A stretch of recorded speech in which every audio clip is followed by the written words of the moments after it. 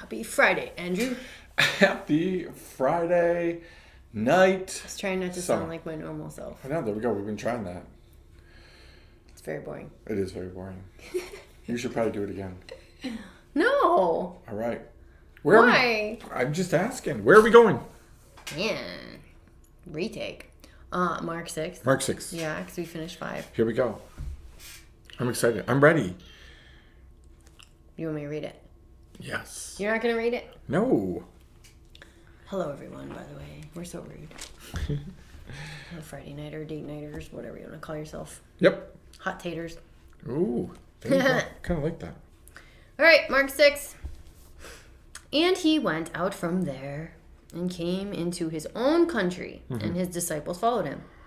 And when the Sabbath day was come, he began to teach in the synagogue. And many, hearing him, were astonished, saying, "From where has this man..."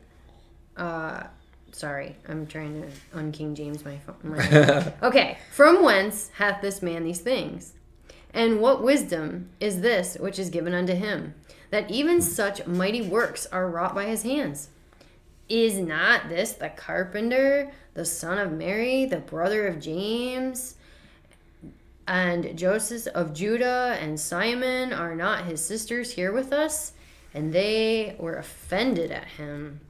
But Jesus said unto them, "A prophet is not without honor, but in his own country, and among his own kin, and in his own house. And he could there do no mighty work, save that he laid his hands upon a few sick folk and healed them. And he marveled because of their unbelief, and he went round about the villages teaching." I love this. Why? I hate it. I love it. Okay, why? Let's go. Why? Because it's so true.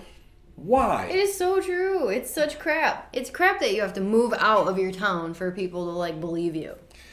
Yep. In any instance in life, not just for Jesus or even in your Christianity, but in anything. You just change anything about what you're doing or who you are, and it's oh, forget it. Because no matter what, people will remember, and they'll throw it in your face, and they'll say you're just this or you're just that. They make their mind up about you, and then that's it. So is it fair to say that in church we tend to celebrate the changes in people we don't know, but celebrate the mistakes of people that we do know? I think we do both, but I also think that in a lot of churches they celebrate changes in people they know, and then use it against them. I love the whole sex offender thing. So you can all get offended, but I'm gonna say it anyway. I'm sorry, but I'm just super not with the whole okay, you did something, you screwed up, and okay, yeah, well, we're super glad you're repenting and you're getting help and it's over and you really went through God's process and God restored you and you're a new person now, but you can never be here when kids are here, or you can never go in the nursery, or you can never teach Sunday school because you're a sex offender. No, you were a sex offender, but we're going to say you're a sex offender and we're going to tell you that you're this forever. Or I'm sorry. I just completely disagree with that in every way, because if you do it with that, you have to do it with every single sin. But we rank sin, and we say, well, that's worse than this sin. So the problem... I don't want a chronic liar around my kid. We talked about this, right? We right? argued... I argued Sunday night with a group of people, and when I say argue, it means we just threw out different ideas. Yeah, we trashed it out. And we said... somebody was very adamant that they did not want a sexual offender anywhere around their kids. And I said, but you want to gossip around your kids. And they were like, well, gossip doesn't do as much damage. And I said, well, wait a minute. And you can give us stories of kids who were told a lie when they're 2, 3, 4, 5, and they believe it up until they're 20, 30, 40, and the devastation that has done when they find out, yeah, no, I just kind of lied to you. Your dad wasn't that bad. Your mom wasn't that bad. They didn't really do those things. Right. You're teaching your children to hate. Right. That's great. I think your example is great, right? I don't think, and maybe this is a good mel in the middle, but I don't think that how we treat sex offenders in the church is anywhere near the Christian philosophy of life, right? You don't get to, because we add to everything consequences, right? So the consequences of the people knowing Jesus, where he could do very few miracles, nothing great, heal a few sick people, but he couldn't do anything. Yeah, they didn't want to listen to him. The consequences of Jesus growing up with these people and them knowing him was that he could not do what he was doing in every other village and every other town. How crazy is that? Well, and it's more crazy because he didn't even do anything wrong. Right? Exactly. We know he never sinned. Right. So, like, we're talking about a guy that's been blameless his whole life, but they saw him born. But we look at people, we label them and say, God could never use you. Why? We know you. Where did we come up with that? Where did we come up with the people who are sitting in our churches, right? That God would never, let's say we have somebody sitting in our church for 20, 30 years, right? We know all about them.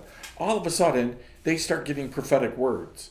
And we say, well, we're not going to listen to that because we know you. You've never had that before. You've never been able to do that before. Right. So now all of a sudden, God doesn't do that. Well, guess what? Jesus didn't start doing miracles and stuff till he was 30. Right. So yeah, maybe just for this reason. What's the deal with that, right? Like, I don't know. It infuriates me personally. Like, and every time someone says the sex offender thing, I think like, you know, because we've heard other people talk about this recently, right? Yeah. Like they go through a process of screening people and background checks and all this, and it's like, well, they're not a registered sex offender, so they're good. It's like, it just makes me laugh because first of all, like again. You're saying you're a Christian, it shouldn't matter anyway. But secondly, let's just say you're not a sex offender on paper, right? Or let's just say you've never done that. You've never ever done it. You're blameless in the sex offender category. Who the heck says you're not gonna in 5 months? How are you safer than the guy who's already done? How are you safer than the one who's learned from it?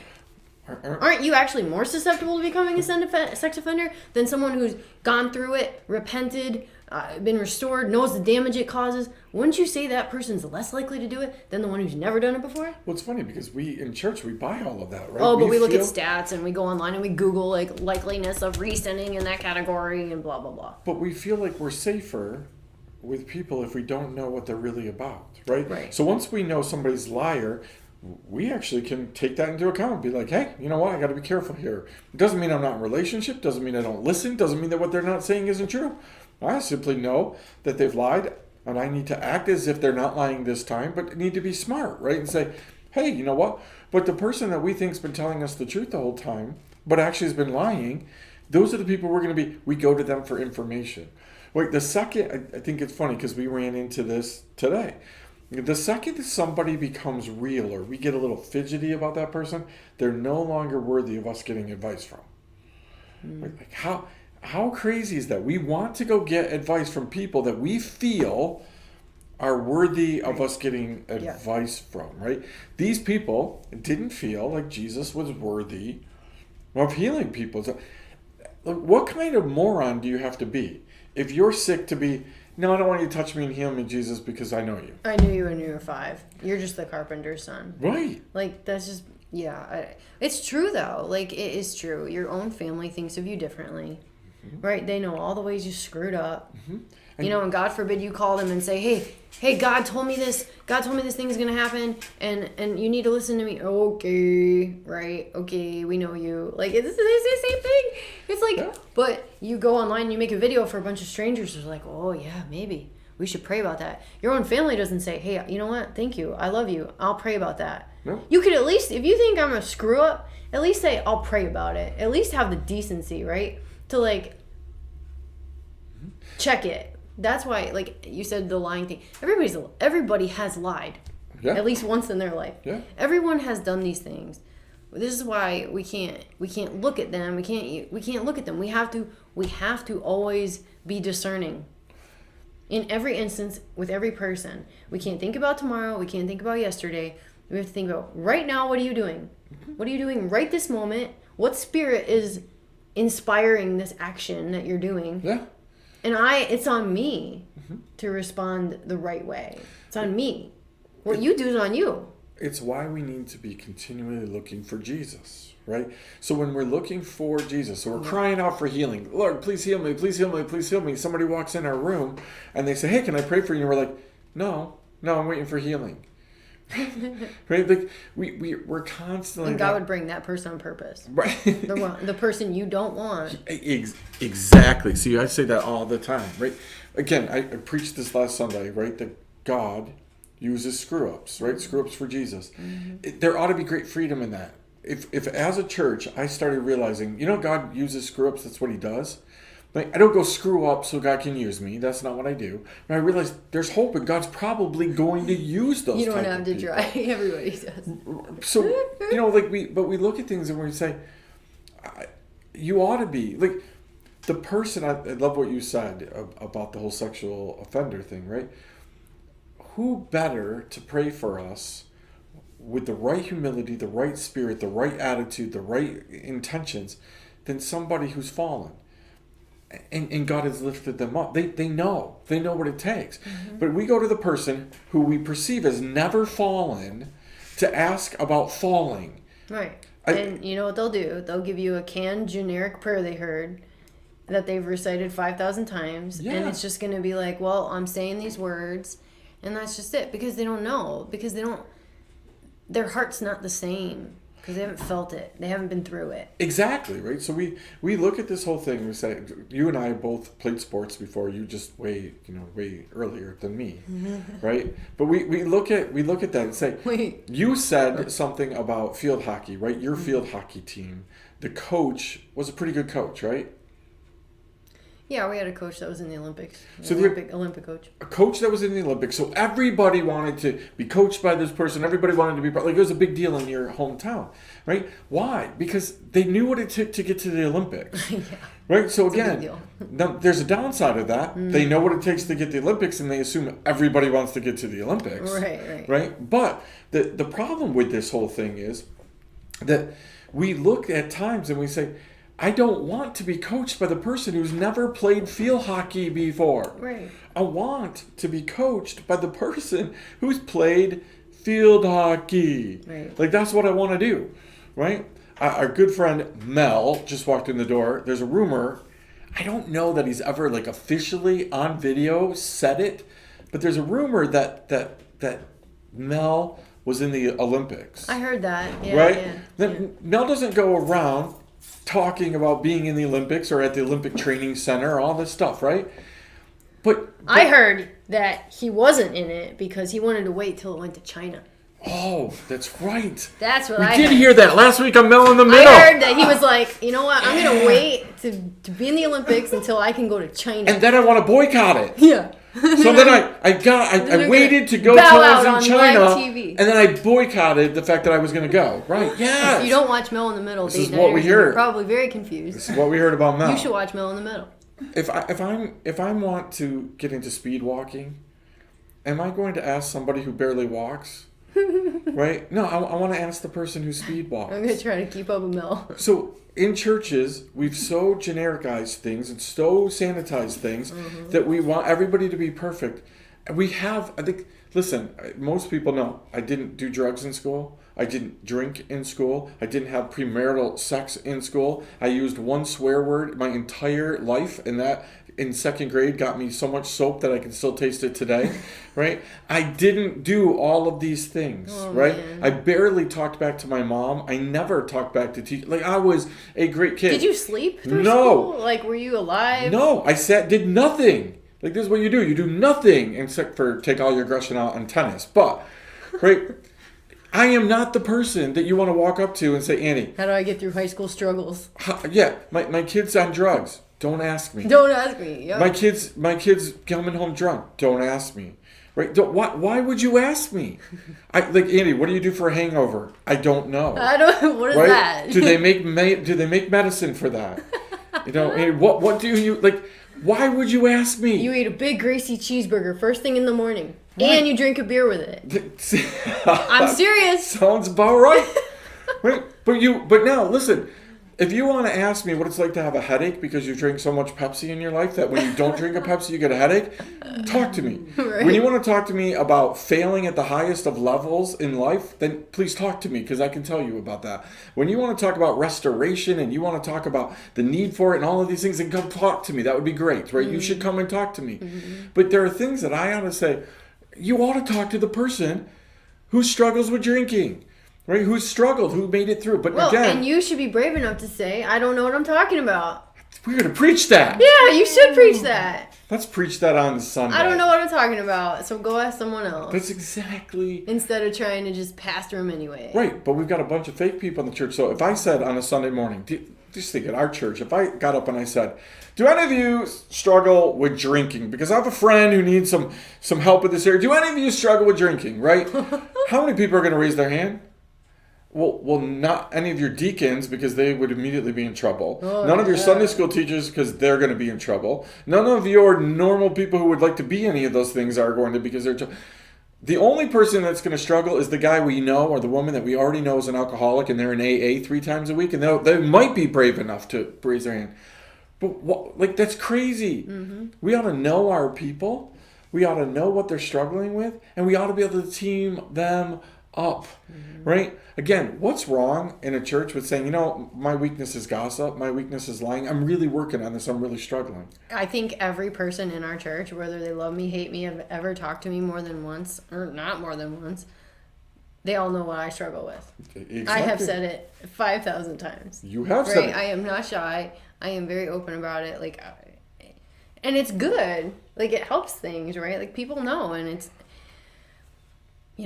sometimes people then ask you for help, and when they're too shy to deal with stuff, they'll be like, oh yeah, here's the problem. Let's talk about that. Let me throw you under the bus. Can I do that? Yeah, do it. Right. So you are very vocal about saying, hey, I struggle with this, right? But there are still people, maybe Mel, although Mel today let it slip that he thought maybe you were doing something a little inappropriate in our prayer time. Right?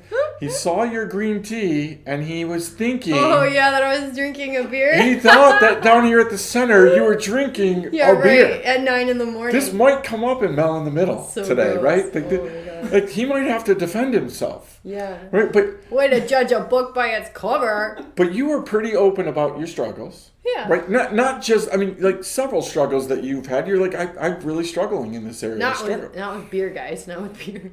But I don't know where he's going with this. I'm going with it because there are people who still think you're perfect, or you think you're perfect. Oh yeah, no, that's ridiculous. And how crazy is that? No. Right? When you willingly get up and you offer and say, I'm not perfect, but then there's people who still are out of relationship with you because they're accusing you of thinking you're perfect. That's a crazy thing. I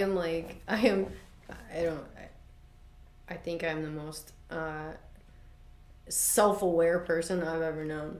I look, which is probably bad, for things that I need to fix, right, and improve on, and be better in myself. So I want to know.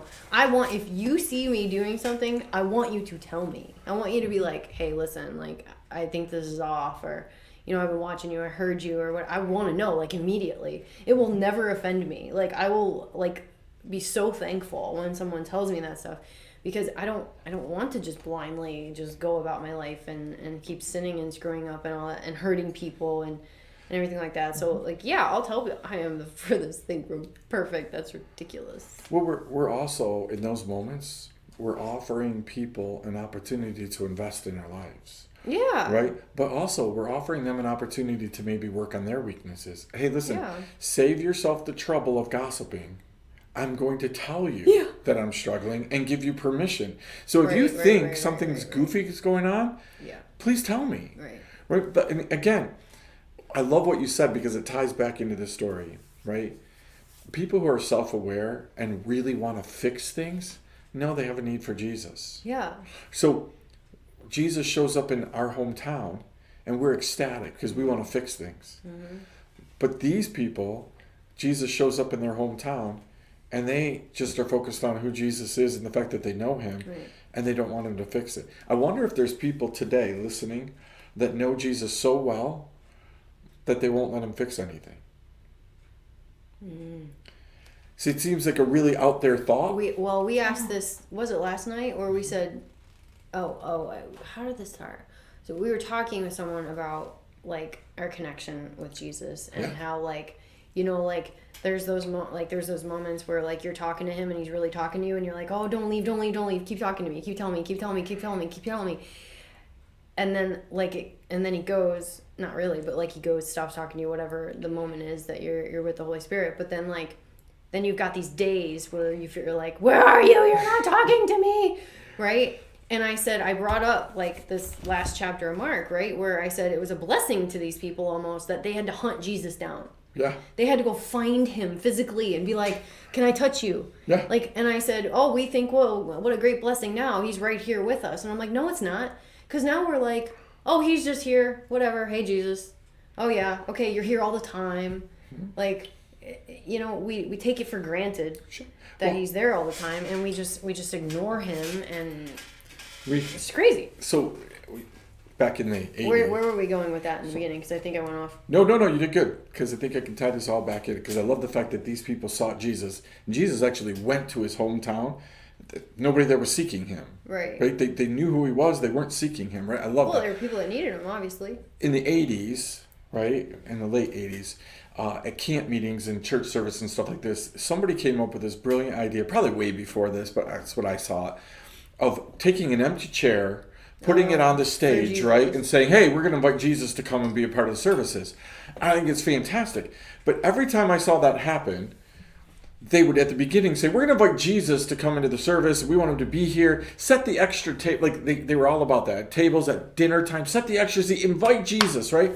There's only one problem with that. Nobody's talking to Jesus. Nobody's recognizing. They just want him to be sitting there. Yeah. But nobody is interacting with him, right? And at the end of the service, Pastor Mel gets up and says, hey, listen, does anybody need Jesus? Nope, we're all good. But he's sitting right here. Like, he's right here. Don't you need him? No, we're all good. We're good. Like, we got it. Glad I came, guys. This is a real problem, right? Mm-hmm. Jesus is in our midst. We invite him in our midst, and then we sit and act like we don't need him. I think this is a humongous Sunday morning problem. What are we doing, right? Why are we not needing the one that we're worshiping? It is craziness to me that we're there. Yet I'm there, right? I'm the same way. I can get so busy on a Sunday morning doing Jesus, right? I'm going to be Jesus to everybody, but I'm not inviting anybody to come and partake, right, of them. I'm just saying hi, hello, shaking hands, kissing, old ladies and hugging babies. Like, that's the way that works. I think I quoted that right? You do actually kiss old ladies. I do, right? But we can do all that stuff, right? But never get anybody connected to Jesus. And I think this is the problem. Why? These people knew Jesus so intimately that they had no need for him. Yeah, you're just used to him. Yeah. He's just Jesus. Yep. Hey, buddy. Okay, bye. Yep. I got my own thing going on. Yeah. Exactly. Oh, but when I'm desperate, then I'll call you. Yeah. No, now you can take the wheel. When it's out of control, take the wheel. Yeah. Right?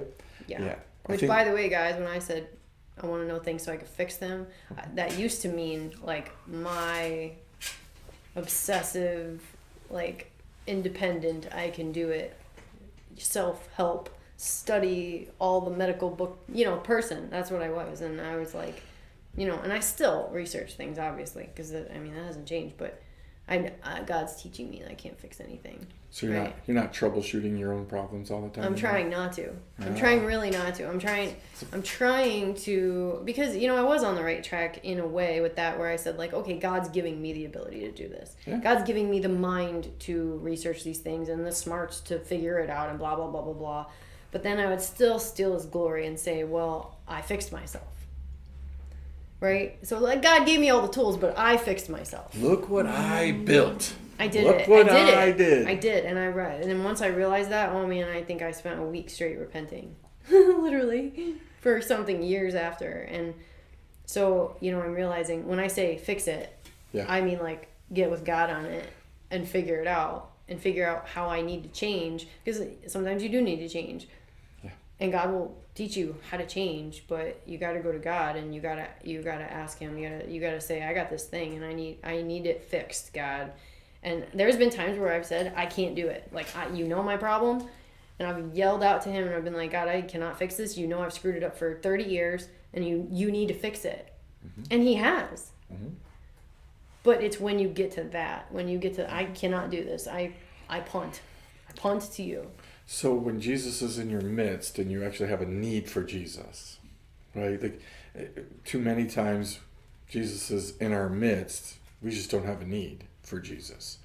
we need to admit that we actually have a need for him. Right? Otherwise, how sad is it that it says he could do no mighty work there, except he laid his hands on a few sick people and healed them. Yeah.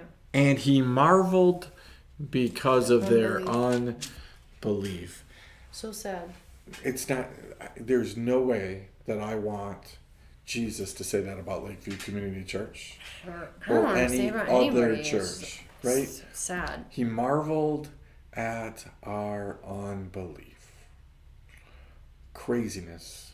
Jesus, God who created all of this earth, everything in it, made you, and he's marveling. For God to marvel at something, says a whole bunch.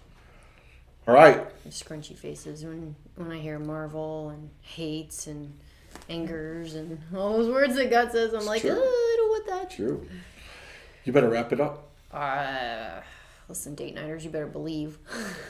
You better believe. Don't be too close to Jesus. Don't be too far away from Jesus. Be just right. Ooh, little Goldilocks. Just right with Jesus. Don't dissect that, because if you're like me, you'll be like, what the heck does that mean? You're going to spend 5 years trying to figure it out. Just pray. Just pray before all these things. Really, that's the answer.